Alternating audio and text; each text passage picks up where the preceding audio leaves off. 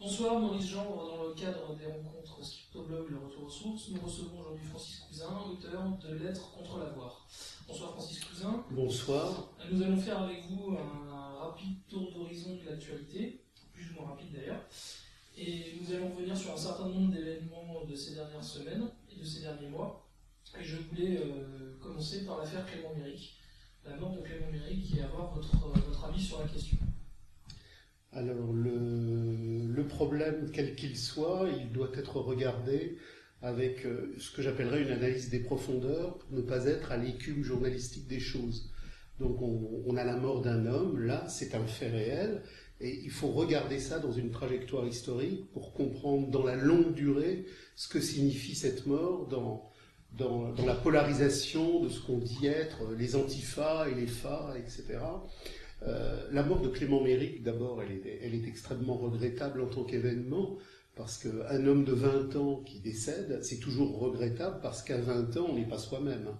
Le temps, les contradictions, les rencontres font que quelqu'un qui a 20 ans, dans des œillères, dans des ornières, est en situation de comprendre ou de ne pas comprendre, aurait pu, dans 5 ans, dans 10 ans, être tout à fait autre, et sur une trajectoire complètement différente. Donc déjà, la mort d'un être de 20 ans, c'est quelque chose d'extrêmement fâcheux et c'est quelque chose d'extrêmement triste.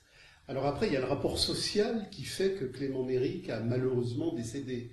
Et Clément Méric, il est, comme toute une série de gens qui sont dans cette mouvance, à la fois très loin de l'histoire réelle et très proche d'embrigadements massifs qui font que justement dans le cadre de la société capitaliste qui est structurée sur l'indistinction, tout est regardé à l'envers, tout est écrit à l'envers, parce que le fétichisme de la marchandise a précisément pour objet et pour fonction de renverser le réel.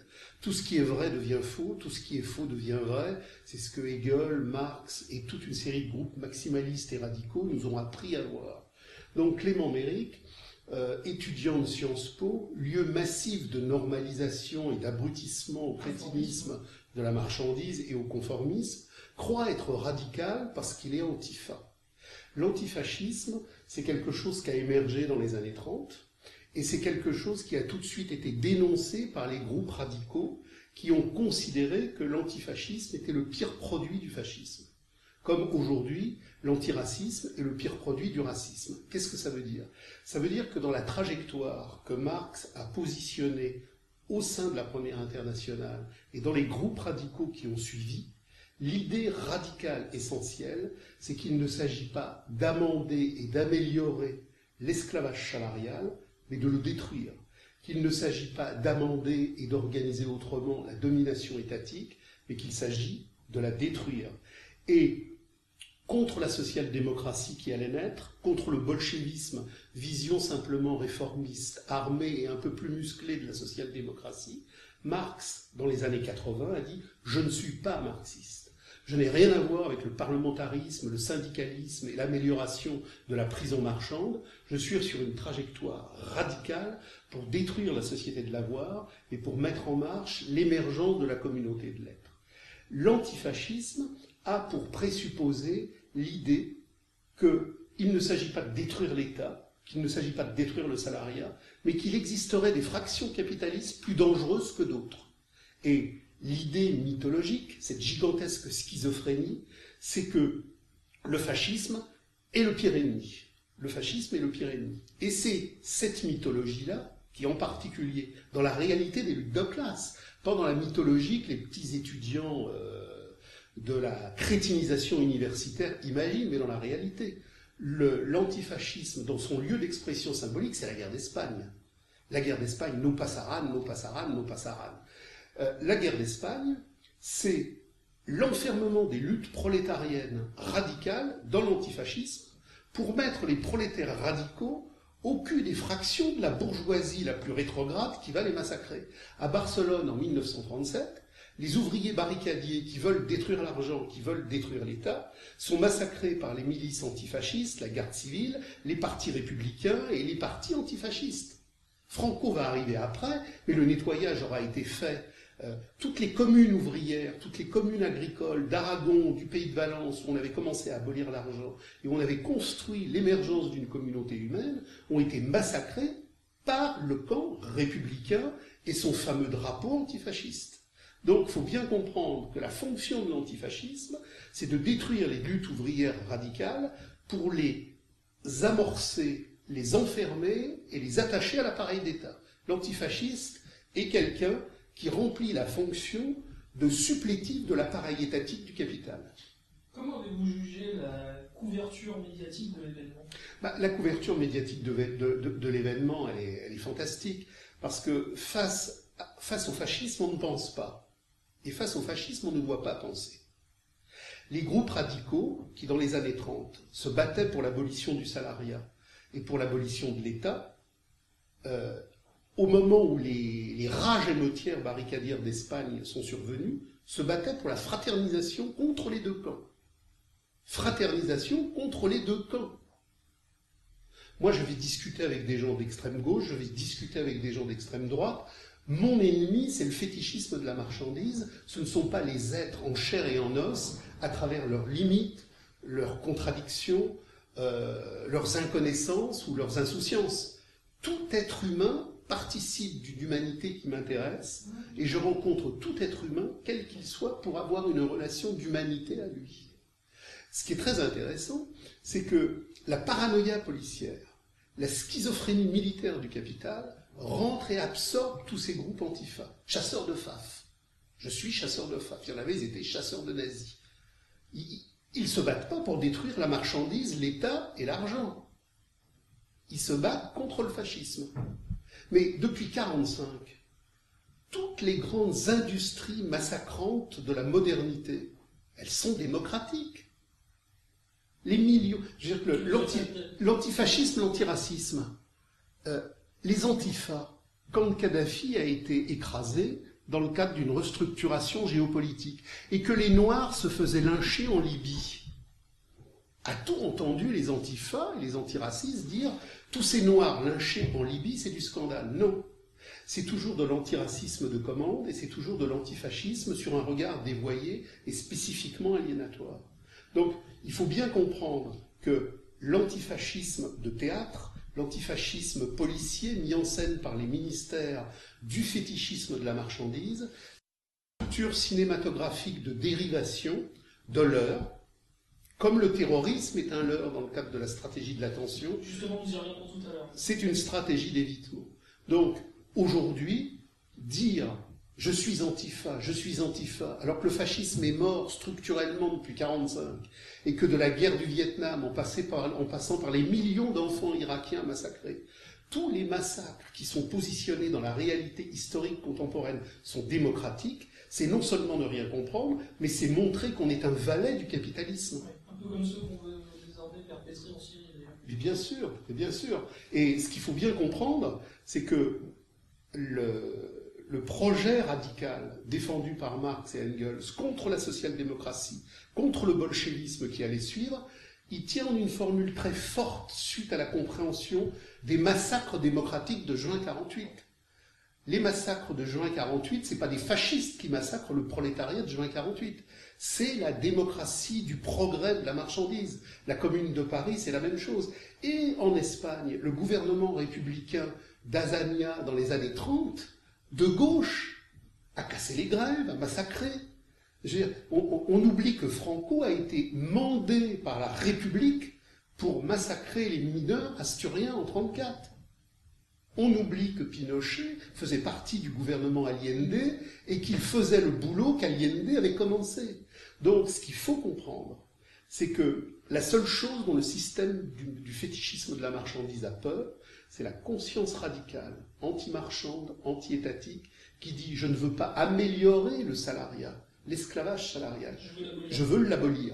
Et tous ces gens-là qui nous disent « antifa, antifa », qu'est-ce qu'ils nous disent? Ils nous disent « ah ben l'abolition du salariat, on verra plus tard ». Antifa, antifa. C'est-à-dire qu'aujourd'hui, la crise du capital en France est en train de déstructurer l'intégralité des vies humaines, des vies individuelles, des vies collectives.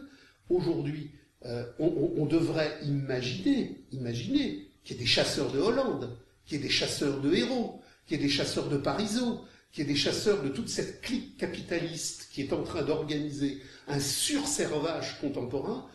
Être antifa, ça coûte pas cher, ça plaît au ministère de l'Intérieur et ça permet d'organiser de grandes dérivations pour que les problèmes ne soient pas posés. Marx parlait pas de l'homophobie, Marx ne parlait pas de l'antiracisme, il savait que c'était des leurres capitalistes. Comme vous le dites, l'antifascisme est une diversion, un dérivatif, comme l'est également la guerre au terrorisme. La guerre au terrorisme, c'est la même chose. Dans la mouvance antifa, puisqu'on parlait des antifas, il y a cette mouvance Péry, Para, Action Directe, Jean-Marc Rouillon. Bon, tout le monde sait que le réformisme armé de l'ultra-gauche du capital a toujours été sous contrôle. On n'a pas assassiné Georges Besse et on n'a pas assassiné Audran pour d'autres raisons que ces gens-là, aujourd'hui, à l'époque de leur mort, représentaient... Voilà. À l'époque où Audran et Besse ont été assassinés, ils représentaient une symbiose irako-française qui prônait la mise en marche d'une expérience nucléaire irakienne. Et à l'époque de Fabius, il y avait effectivement des infiltrations étatiques de haut niveau. Il y avait à l'époque une alliance israélo-iranienne pour effectivement évincer Besse et Audran. Jean-Marc Rouillon et les pantins policiers d'Action Directe ont servi de masse de manœuvre à des services qui ont effectivement liquidé un clan capitaliste pour assurer à un autre clan capitaliste une mainmise supérieure. Ce qui est intéressant d'ailleurs, c'est que les Brigades Rouges des années plus tard en Italie disent avoir été conscients d'avoir été les jouets et les marionnettes de Kissinger, par exemple.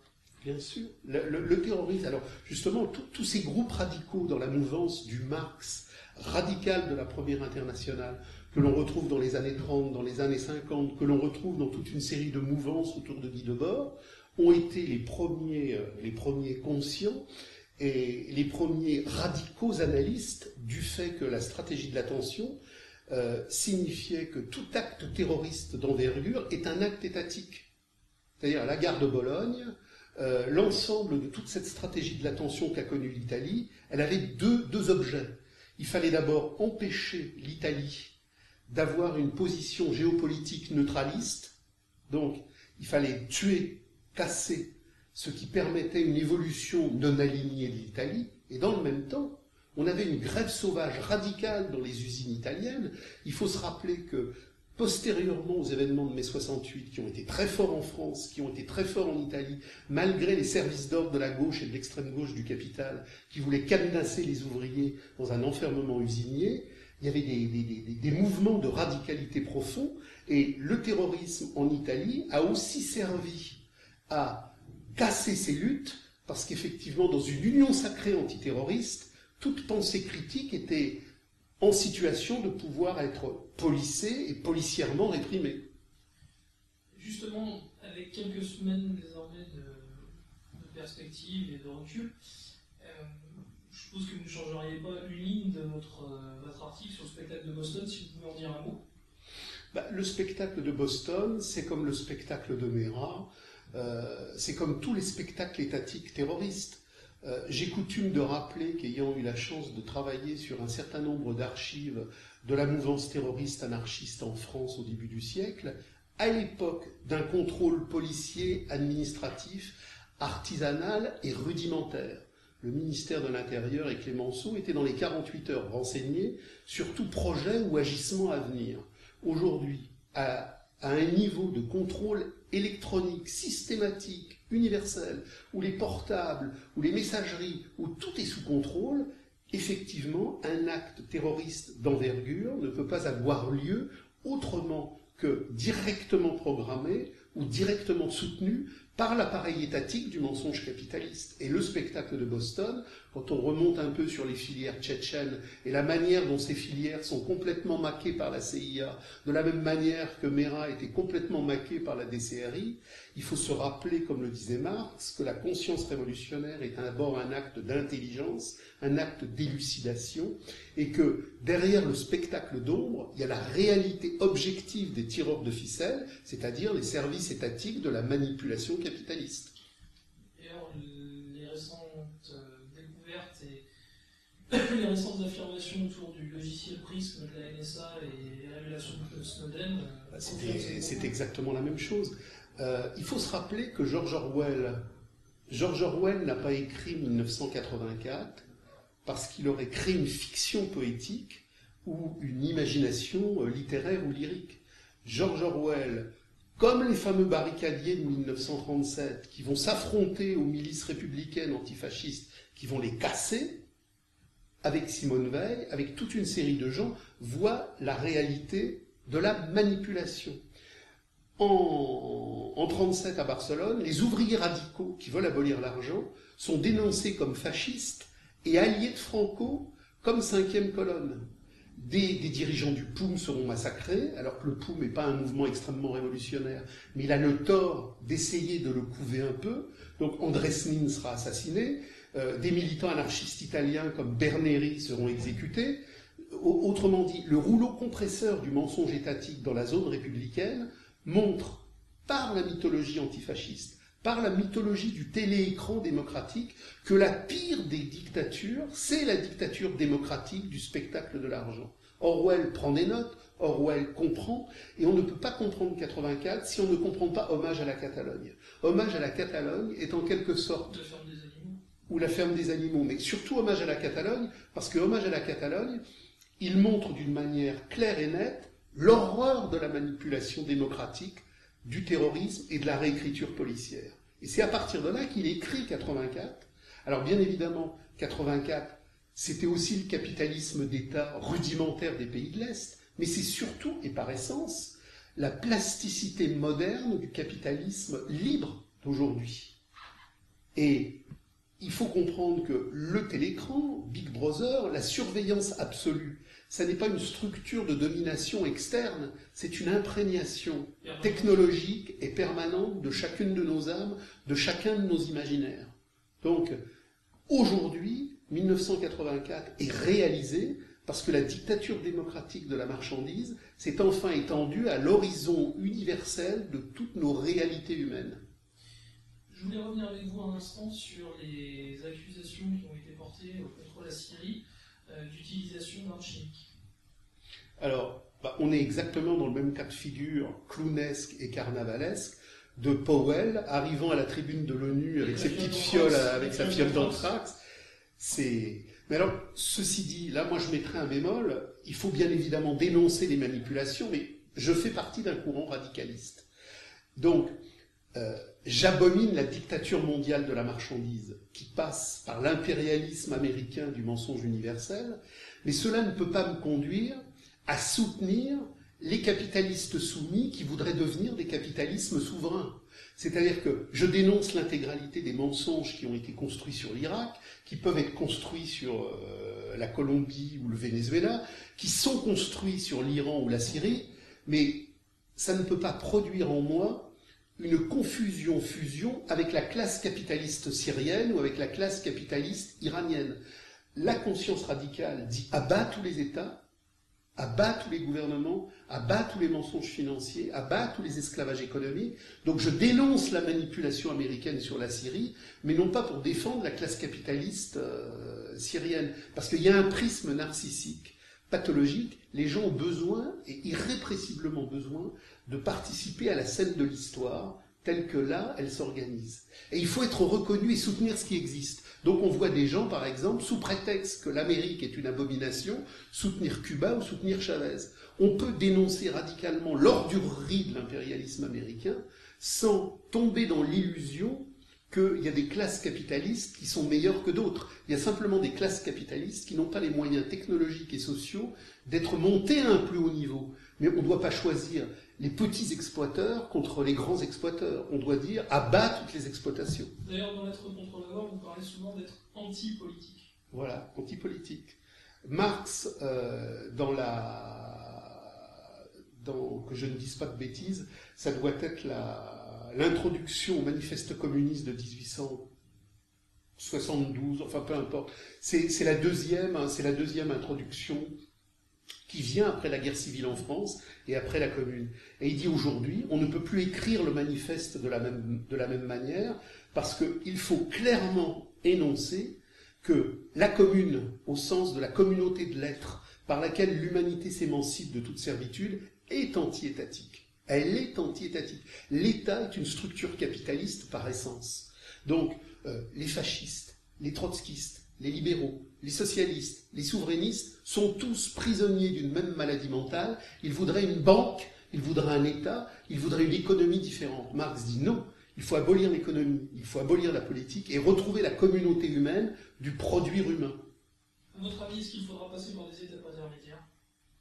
Alors, c'est-à-dire pour passer de la situation que nous connaissons aujourd'hui, c'est-à-dire de contrôle total dont nous parlions tout à l'heure, et d'autocontrôle également total, à une situation d'abolition du salariat, d'abolition étatique, alors, pour retourner vers la communauté. Marx a écrit un texte qui est très important, qui s'appelle La critique du programme de Gotha, qui est tout entier sur cette phase de transition.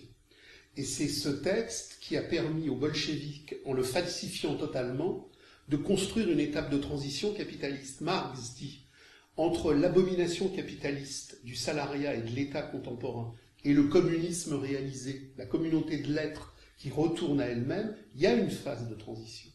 Mais cette phase de transition ne peut pas être dans le capital, contrairement à ce qu'ont fait les bolcheviks, qui ont finalement étatisé le salariat dans un gigantesque camp de concentration. L'étape de transition n'est pas la communauté de l'être, totalement réalisée, mais ça n'est plus du tout la société de l'avoir. C'est donc une étape de transition où les conditions d'abolition de l'argent sont posées par des redistributions, par des mises en marche de communes, de coopération et de fédérations qui font que d'emblée, on rompt avec le diktat de la valorisation, de la vente et de l'échange. Existerait-il encore aujourd'hui, selon vous, dans le monde, des lieux, des espaces, des communautés qui correspondraient à ça, à la communauté de l'être? Alors, la communauté de l'être, elle a existé pour tous les hommes de la Terre au Paléolithique. Elle a commencé à se dissoudre au Néolithique, avec cette révolution, entre guillemets, pré-capitaliste des stocks agraires qui ont mis en marche une dialectique de prévalorisation, de troc et d'échange. Et elle s'est étendue progressivement à la totalité de la planète. Il est bien évident que l'extension a été inégale, et elle s'est faite dans des temps et des espaces différenciés et différenciants. Par exemple, l'Europe au XVIIe siècle est déjà dans une situation qui va permettre la révolution capitaliste de 1789, et on a déjà basculé dans une modernité effrayante, mais on trouve par exemple chez les Iroquois, chez les Sioux, chez les Cheyennes, toute une série de communautés qui subsistent. Et il subsistera jusqu'à la fin du XXe siècle, en Amazonie, aux confins du Cachemire et de l'Inde, des communautés. Des communautés. En particulier, bon, il y a les Hunza au niveau du Cachemire, il y avait les Guayakis en Amazonie, c'est-à-dire des communautés où la pathologie du pouvoir n'existait pas, où le suicide, la pédophilie, l'inceste, la meurtrissure de l'autre, la volonté de domination, la volonté d'écrasement n'existait pas parce que l'homme était dans un rapport qui était dans un rapport d'accueillement de l'autre. Alors aujourd'hui, malheureusement, les quelques tristes restes portent déjà des t-shirts. La plupart du temps, la canette de coca n'est pas loin. Donc le grand balayage qui s'était mis en marche est quasiment réalisé parce qu'on ne voit pratiquement plus aujourd'hui de terre où l'argent n'a pas pénétré, asservi et vassalisé. Et c'est ce que vous démontrez très bien dans l'être contre l'avoir. Selon vous, la société de l'avoir entraîne inéluctablement un certain nombre de perversions, de dépravations, de destruction méthodique de l'humanité et de l'humain, et crée tout un tas de pathologies. Donc vous citiez le suicide, la dépression, des perversions sexuelles en tout genre.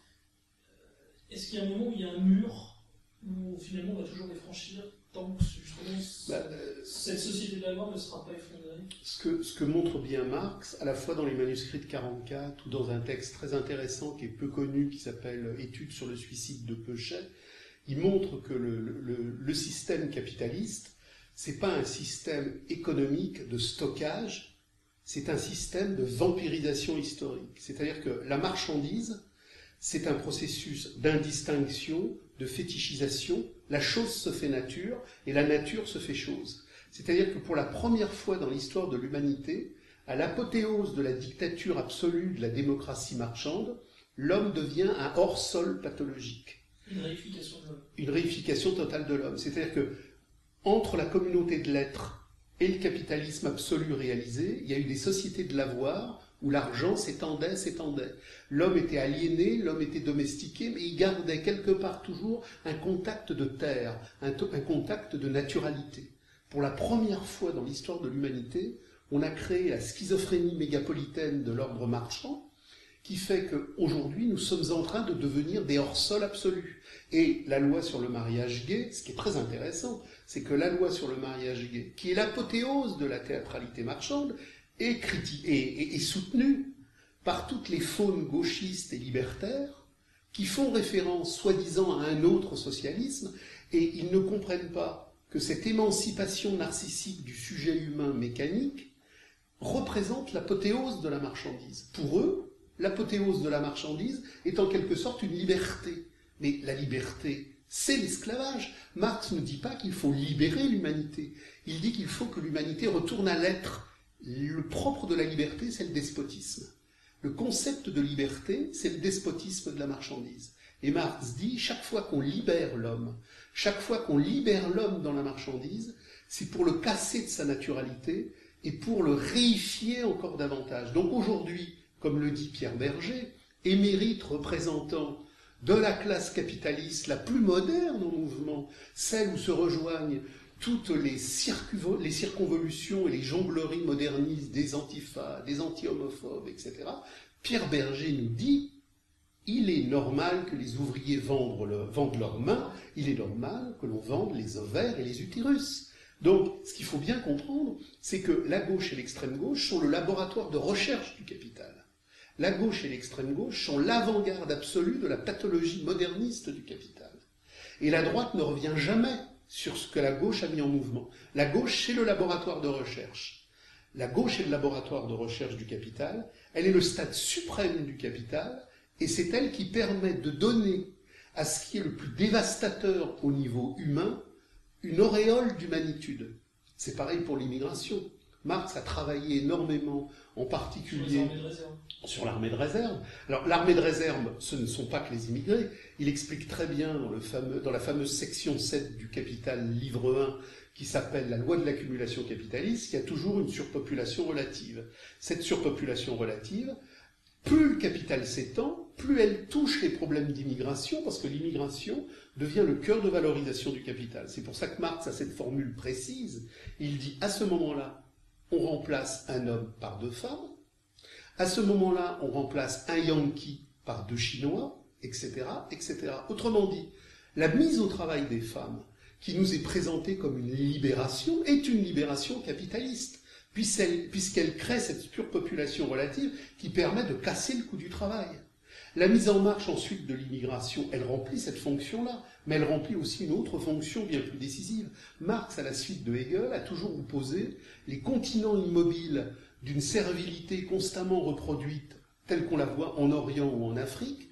En Orient ou en Afrique, il y a des jacqueries, il y a des insurrections paysannes, il y a des conflits, mais jamais jusqu'au point où une conscience dit « à bas l'argent, à bas l'État ». Ce sont toujours des consciences, quand elles sont radicales et en mouvement d'insurrection, pour transformer le pouvoir.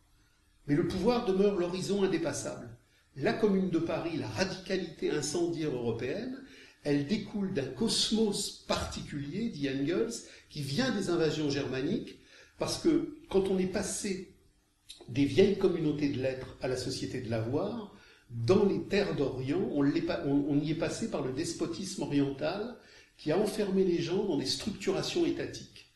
Le grand point spécifique de l'Europe, c'est qu'à la mort de l'Empire romain, les invasions germaniques ont fait se répandre sur la totalité du continent européen des tribus et des clans qui conservaient une relation extrêmement forte au communisme de la terre, au communisme ancestral, au communisme de la sacralité. Voilà. Et le continent européen a été le continent d'un incendie permanent à travers des jacqueries paysannes constamment reproduites qui ensuite ont transmis le flambeau à la conscience ouvrière, parce que qu'est-ce qu'un ouvrier ? C'était des paysans chassés de leurs communaux par la révolution capitaliste démocratique, et ils partaient dans le camp de concentration usinier urbain. Mais il y avait une transmission radicale et critique. Vous parliez de philosophe Simone Veil tout à l'heure, d'ailleurs, dire ces journaux d'usine là-dessus. Ben, c'est très intéressant. On le voit très très bien. Et alors, ce qui est décisif là-dedans, c'est que la compréhension communiste radicale de l'abolition de l'argent et de la destruction de l'État, telle qu'elle émerge dans la Première Internationale, elle n'émerge que là, en Europe, sur cette base-là. Et les grands incendies sociaux des années 20, des années 30, des années 60 ont foutu une trouille bleue au patronat. Il suffit de lire les textes de Bouygues, les textes de Pompidou. Et en 68, le capital, malgré les efforts absolument fous de la gauche et de l'extrême gauche du capital, ses alliés objectifs de flics d'entreprise, a eu un mal fou à remettre les gens au boulot. Segui s'était fait huer. Donc il y avait une radicalité qui posait problème, et cette radicalité qui posait problème, elle a reposé la problématique de Hegel et de Marx. Il faut substituer aux populations de la radicalité cosmologique européenne communiste des populations qui, par leur histoire, qui, par leur tradition, sont des populations de souplesse et de soumission. Alors bien évidemment, dans les groupes radicaux, on a toujours tous connu un camarade africain ou un camarade maghrébin. Mais il n'était pas dans ces groupes radicaux parce qu'il avait emporté sa part de continent oriental. Il était justement dans ces groupes-là parce que sur une base humaine radicale, il avait rompu avec ce que Barthes s'appelle la passivité endémique des soumissions orientales. Donc le patronat a très bien compris, parce qu'il n'y a pas de complot, c'est une immanence aliénatoire.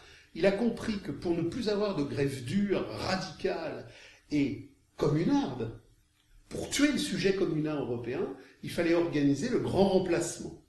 Et le grand remplacement, il a pour objet... Alors, il y a un certain nombre d'auteurs qui disent « Ah, le grand remplacement, le capital veut éliminer les blancs. » Non, le capital ne veut pas éliminer les blancs, il s'en fout des blancs. Et d'ailleurs, il n'élimine pas les jaunes.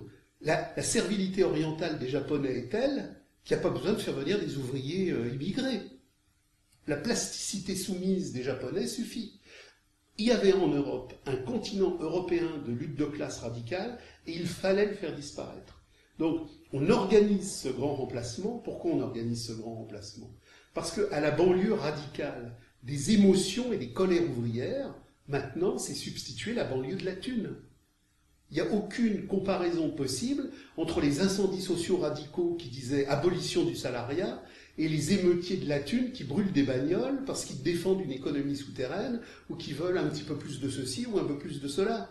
Les ouvriers radicaux des années 60 disaient « à bas la marchandise », les émeutiers de banlieue disent « vive la marchandise ». Donc il y a un regard simple. Si il existe une relation d'amour absolue et folle entre Laurence Parisot et l'immigration, entre le MEDEF et les chartes de la diversité, entre le MEDEF et tous les patronats éclairés pour nous louer la diversité et la discrimination positive, c'est bien que c'est le cœur stratégique du capital. C'est le cœur stratégique du capital. Monsieur Thiers a fait fusiller le prolétariat parisien. La gauche du capital, aujourd'hui, entend le faire disparaître démographiquement. Et c'est la même chose, et Marx l'avait très très bien compris quand il travaillait en particulier sur les problèmes irlandais et anglais, dans le cadre des conflictualités qui pouvaient exister dans les luttes de classe éventuelles qui avaient lieu à ce moment-là. L'armée de réserve aujourd'hui, l'immigration, est le cœur stratégique pour casser la lutte des classes. Et on le voit aujourd'hui, c'est très très clair. Je veux dire que quand un homme en banlieue est d'origine immigrée, il veut des milliers de choses, sauf l'abolition du salariat. Alors, dans le même temps, l'ouvrier européen le veut aussi de moins en moins. Parce que non seulement on a fait sortir... La soumission à l'ordre marchand... Voilà. C'est-à-dire que l'immigration, c'est pas simplement d'avoir fait venir des immigrés, c'est d'avoir fait migrer la conscience ouvrière hors d'elle-même. On a fait sortir l'histoire de la conscience ouvrière européenne, et on a fait sortir l'histoire ouvrière de la conscience de l'histoire. Donc aujourd'hui, on est au degré supérieur de la démocratie, c'est-à-dire à la liberté despotique absolue de l'argent et de la marchandise.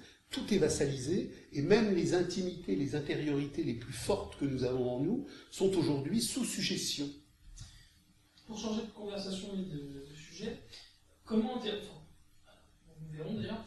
interprétez-vous les événements en Turquie de la post-Taksim? Est-ce que c'est une énième révolution de couleur à la George Soros? Est-ce que c'est un peu différent? Est-ce que c'est une partie de la population turque ou de la bourgeoisie stambouliote qui veut faire payer à Erdogan un certain nombre de C'est choses. tout en même temps. Est-ce que c'est tout ça en même temps? Est-ce que c'est même une partie de la population turque qui veut lui faire payer sa politique à l'égard de la Syrie?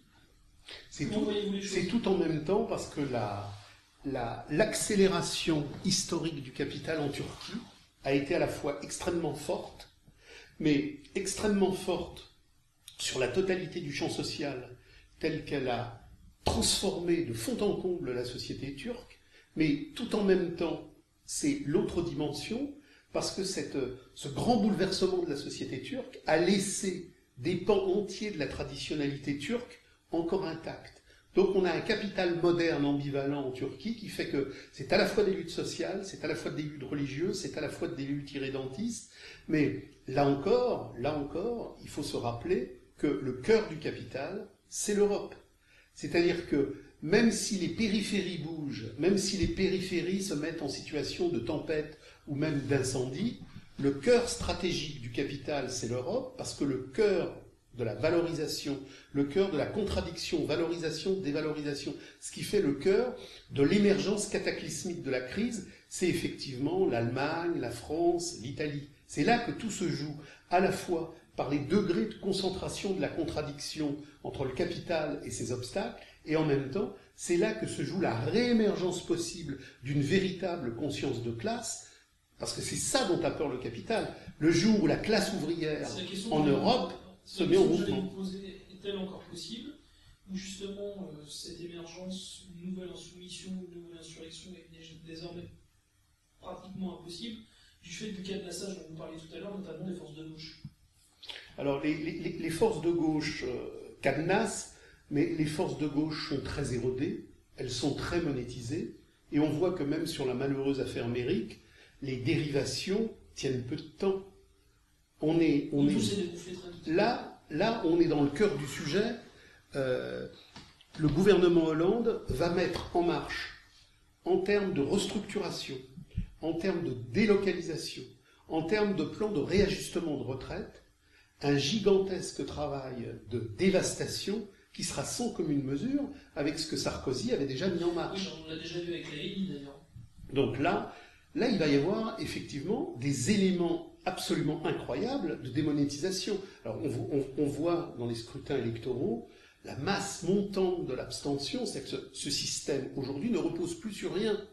Et c'est précisément parce qu'il ne repose plus sur rien que quand un système qui ne repose plus sur rien doit encore davantage dynamiser les théâtres de mystification et de leurre. Le mythe de l'antifascisme, le mythe du terrorisme. Nous aurons prochainement des attentats terroristes téléguidés par l'appareil étatique, parce que quand effectivement la dévastation financière risque de faire renaître la lutte des classes offensive d'un prolétariat combattant et compréhensif, il faut faire diversion, il faut aveugler. N'oublions jamais que le terrorisme aveugle. S'il est aveugle pour ceux qu'il veut aveugler, il sait très bien, lui, les yeux ouverts, quand il veut aveugler et de quelle manière il veut le faire. Sans se lancer dans la prospective ou dans la divination, dans les formules divinatoires, mais quelle forme ça pourrait prendre cette fois-ci ce terrorisme? On a eu Breivik en Norvège, on nous a fait Nera en France, on nous a fait la filière tchétchène à Boston. Le prochain épisode, c'est quoi? C'est le travail terroriste est toujours proportion des contradictions sociales en mouvement. Donc ça peut être un attentat mesuré, ça peut être un attentat massif, c'est en fonction des événements. Et c'est pas un hasard si les attentats gigantesques comme Bologne en Italie ont eu lieu dans les moments où l'incendie social était le plus fort. On pourrait dire que... Alors je mets de côté l'attentat du 11 septembre, qui est un attentat de restructuration géopolitique, parce qu'il y a des mystifications terroristes de portée internationale dans le cadre de restructuration géopolitique, comme par exemple les Américains ont inventé le coup des torpillages du Tonkin pour pouvoir attaquer le Vietnam du Nord. Bon, ça c'est un terrorisme géopolitique de type international. Mais au niveau des actes terroristes nationaux, par rapport à la réalité des luttes de classe qui posent problème, il est évident, comme pour Bologne, toute proportion gardée, que si demain, malgré la CGT, malgré les gauchistes, les usines deviennent incontrôlables, on aura des attentats massifs. D'abord, l'État n'est pas une structure homogène. L'État, c'est pas une pièce fermée avec des gens qui décident. L'État, ce sont des sédimentations successives, avec des contradictions, des oppositions. Il n'y a pas un regard unifié. Ce que Marx nous a appris, c'est que l'appareil d'État, c'est un appareil pluriel, diversifié et antithétique. Donc, à chaque fois qu'une partie de l'appareil veut aller dans un sens, il y a une partie de l'appareil qui veut aller dans un autre. Vous parliez de l'affaire Méran, on l'a vu d'ailleurs, on a eu affaire à une guerre de service. Bien sûr. Finalement, entre la DCRI, la DGSE, une partie des sections antiterroristes, on voit clairement qu'il y a eu une guerre de service lors de cette affaire. Alors, ce qui unifie l'État, malgré ses oppositions et ses tiraillements, c'est la pression. C'est-à-dire que là, pour le moment, le risque social est en train de monter. On sait que dans toute une série d'usines, ça chauffe, mais les appareils de contrôle de gauche et gauchistes fonctionnent encore. On l'a vu pour PSA. PSA, on a tout fait pour que la lutte reste enfermée à l'usine. Ça rappelle ce que disait Léon Blum en 1936. Il disait « les usines occupaient les ouvriers, les ouvriers occupaient les usines, mais les usines occupaient les ouvriers. » C'est-à-dire que quand une lutte émerge, le boulot stratégique des syndicats, de leurs valets de gauche et d'extrême gauche, c'est l'isolation. C'est l'absence d'unification, c'est l'absence de délocalisation mentale, physique et sociale. Alors, on a vu que les gauchistes criaient un peu sur la CGT en disant « mais oui, vous freinez, vous isolez ». Et c'est un jeu de dupes, parce que les uns comme les autres, comme le disait Marx, sont les partis de la conservation du salaire. Leur objectif, c'est que le salarié demeure enfermé dans la prison salariale, sociale et mentale, pour que la lutte qui commence par « j'ai plus de boulot » ne devienne jamais « mais qu'est-ce que le travail? Qu'est-ce que la vie? Qu'est-ce que pourrait être une autre existence ?» Donc cloisonner mentalement, socialement et géographiquement les luttes, pour pas qu'elles débouchent sur, par la délocalisation, un cassage des murs de l'usine, de l'entreprise. Empêcher que les entreprises se rencontrent. Et durant toutes les luttes que le mouvement ouvrier a connues, les syndicats, la gauche et les gauchistes, ont répandu le mensonge suivant lequel, ici, il n'y avait plus de lutte alors qu'il y en avait une, que c'était pas la peine de rentrer en relation avec ceux-là, parce que ceux-là avaient déjà fini. C'est-à-dire que les barbelés syndicaux et politiques ont d'abord pour objet d'isoler la lutte. Isoler la lutte de telle sorte qu'elle meure. En plus d'isoler la lutte, on a l'impression aussi très nette de masquer une partie de la vérité. Vous parliez de PSA, le syndicaliste très médiatique de la CGT a tout fait pour cacher la part importante des ennuis économiques de PSA dans le fait de l'embargo contre l'Iran, dont l'Iran est victime, notamment du fait des exportations. C'est quelque chose qui a été totalement... Mais ça, en plus, c'est une part importante. Tous les groupes radicaux ont toujours dénoncé le gauchisme sur la crise. L'apport essentiel de Marx, c'est d'avoir montré que le capital, à partir du moment où il entre dans la domination réalisée de la marchandise, entre dans une période de crise mortelle, objective. On voit tout le temps les gauchistes vous dire « mais les patrons, ils ont de l'argent, les patrons, ils ont de l'argent ». C'est pas le sujet, ça c'est du proudhonisme. Depuis Marx, c'est pas le discours qu'une pensée radicale a. Il y a objectivement aujourd'hui une situation de crise qui est cataclysmique et le capital connaît une crise insurmontable. C'est pas en racontant des sornettes sur les patrons du fric. Bien sûr que les patrons du fric, mais c'est pas le sujet. Le sujet, c'est que justement sur la base des groupes radicaux qui ont suivi la Première Internationale, nous avons aujourd'hui, à travers le capital, à travers les Grundrisse, un outil méthodologique pour comprendre non seulement la teneur, l'étendue, mais la profonde réalité de cette crise. Donc c'est ça qui est décisif, comprendre la crise. Qu'est-ce qui pourra faire tomber ce château de cartes? Alors, le château de cartes, comme vous dites, ça renvoie à Marx et ça renvoie à Hegel, et ça renvoie à un concept qui est très très important, qui est le concept de l'auto-invalidation. C'est-à-dire que, contrairement aux pensées de droite et de gauche, d'extrême droite et d'extrême gauche, ce que les groupes radicaux dans la mouvance radicale et maximaliste qui a suivi Marx et la Première Internationale, c'est que l'émancipation des êtres humains sera l'œuvre des êtres humains eux-mêmes. Pas de chefisme, pas de dirigisme, pas de partitisme. C'est-à-dire que l'idée qu'il faut une organisation pour diriger les gens, ça, c'était bon pour toutes les révolutions de la soumission et de la servitude. Ce que montre Marx, c'est qu'il y a à un moment donné un renversement objectif. C'est-à-dire que l'emballement illimité du capital dans le crédit pour effectivement la planche à billets, en même temps la dématérialisation, c'est-à-dire que Marx n'a pas écrit sur le capital du 19e, il n'a même pas écrit sur le capital du 20e, il a écrit sur le capital du 21e siècle.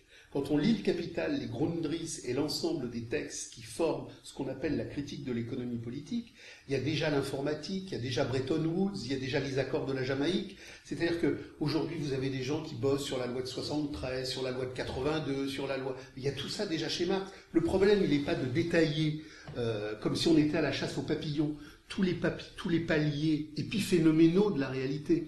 Ce qu'il faut, c'est comprendre le concept radical qui fait que le capital est une crise de surproduction permanente. Et que cette crise de surproduction permanente, il l'a déplacée en anticipant des ventes qui ne viendront jamais.